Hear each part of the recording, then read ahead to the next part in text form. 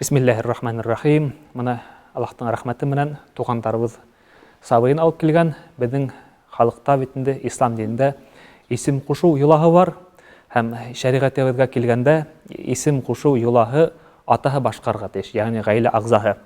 Һәм шул ук вакытта Пәйгамбәр саллаллаһу алейһи ва саллям, Мухаммад саллаллаһу алейһи ва саллям уга алып килгән сабый балаларга исем кушкан. Ул нисек булган? Менә мәсәлән, бер гаиләдә бала, сабый бала була икән, Аллаһтың илчесенә баягы хөрмәт күрһәтеп инде уга алып килгәннәр. Ул алып килеп, карап башынан хайпап, кыз балага Зәйнәп дип куша торган исем, яки ир балаларга Абдулла яки Абдурахман дигән исемнәрне кушырга яраткан иде. Шуга ул юлала безнең халыктарда һаман килә, һәм дә шул юла буенча безнең яктарда ла шулай итеп адан әйтеп исем кушыла. Һәм адан әйтеп дигәндә, менә уга нигез бар, ул юлага Имам Тирмидидің китабында келтергәнсә, Пәйгамбәр саллаллаһу алейһи ва саллям сабый балага адан әйтеп исем кушкан. Һәм галимдар да әйтә бит инде, сабый балага тәүге колагына ишеткән һүзләр ул Аллаһ һүзләре, тәкбир һүзләре, шәһадәт һүзләре, намазның әһәмияте һүзләре һәм дә иман кәлимәһе ла илаһ илlalloh һүзләре ишетелһә, бигрәк тә бит инде файдалы. Шул күрелә хәзер менә кыскак кына без юлаһын күрһәтәбез, адан әйтеп исем кушып, һәм шуга карап иншалла без мисал булһак бик һәйбәт инде.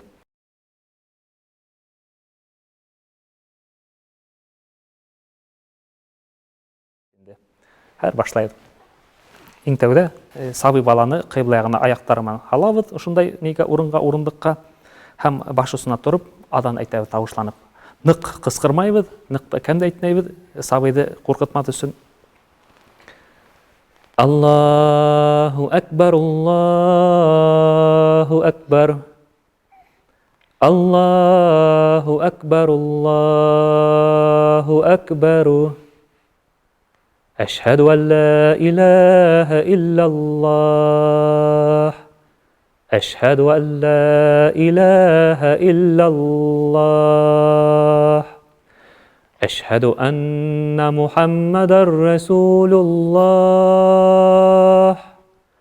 أشهد أن محمدا رسول الله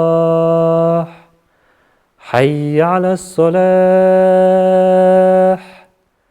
حي على الصلاة حي على الفلاح حي على الفلاح الله أكبر الله أكبر لا إله إلا الله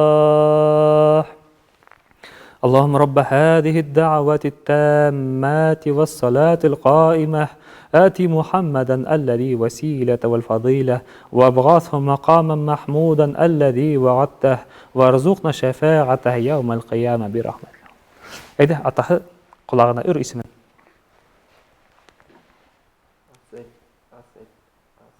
Ул колагына ла.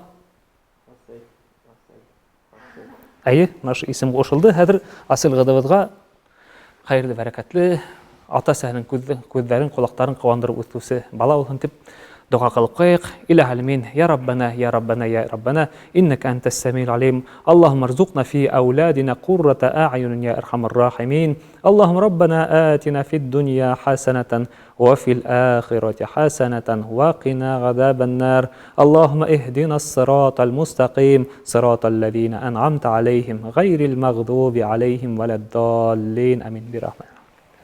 Мына исем кушыла торган юла булды инде. Һәм шул атай әсәдергә шуны әйтергә кирәк.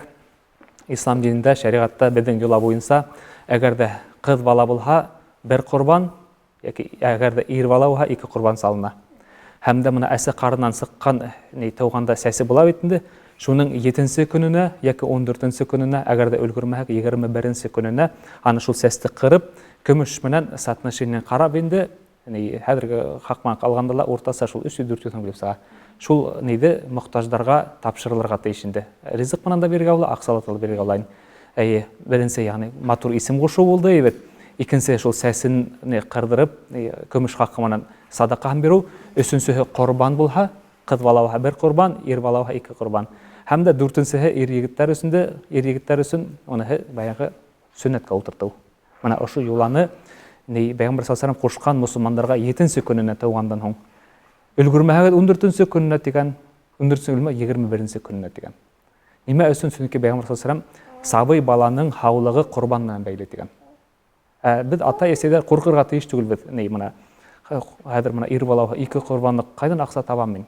Аллаһ Таала ризыгын бере икән, сабыйын бере икән, уның да акчасын куша бирә. Кайда бул хакта?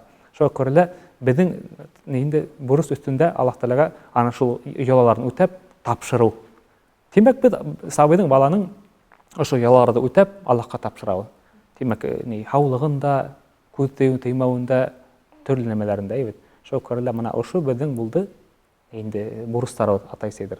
Аңлашылдымы? Шу бурыстарды үтәк иншалла без ислам диненең хәлвәдән килгәнсе бурыстардан үтәп сыккан булганды.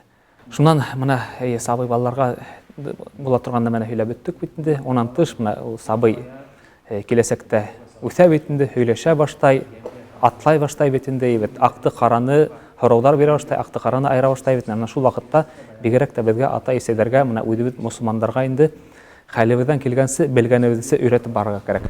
Бисмилла нимәкә икән, Аллаһ кем икәнен. Чөнки менә хәзерге вакытта ата-әсәләргә килгәндә нимәне өйрәтәләр? Кеше күреп калмаһын, берәү күреп калмаһын дип өйрәтәләр бит. Шуннан бала үзенә нимә әйтеп уйлап куя? Тимәк менә кеше күрмәгәндә эш булдырга була, гөнаһ төштерергә була дип. Безнең менә ислам динендә воспитание, тәрбиянең нигезе нимәлә курылган? Аллаһтан курку дип. Әгәр дә без менә Аллаһтан куркаң, Аллаһтан куркырга тиешең, Аллаһ Таала күреп тора, һәр вакытта ишетеп тора дигән бит. Тимәк ул кеше алдында ла нимәштәй үзен тиешле дәрәҗәле тотасак бит, Аллаһ Таала мине күреп тора, гөнаһ язып куйман дип. Кешеләр булмаганда ла, яңгыд калганда ла, өйдәме, кайда эштә яңгыд калганда, ул үзе эстә уже нимә булып калсак, ул орлык уйлаясак. Менә мин яңгыд калдым, менә мин гөнаһ эшләргә тиеш түгел, Аллаһ Таала мине күреп тора дип. Шуның өчен дә ислам динендә менә ошол Аллаһтан курку кирәк дигән тәрбия булырга тиеш. Кешенән куркып түгел дип. Чөнки хәзер вакытта кеше күреп калмаһын, милиция күреп калмаһын дип куркыталар бит инде. Бабай күрә нимәштә әйтеп, юк, безнең шунда нигез ул иң тогры тәрбия ысулы һанала. Әгәр дә Аллаһ куркуында уха. Чөнки Аллаһтан курккан адам ул яңгыд галамы, кеше арасында уламы, ул үзенең тиешле дәрәҗәдә ташлай бит инде. Шуңа күрә илһамлы безгә Аллаһ Таала шулай ябай гына юллар биргән. Менә күрдек, исем кушуу ябай гына ул дип.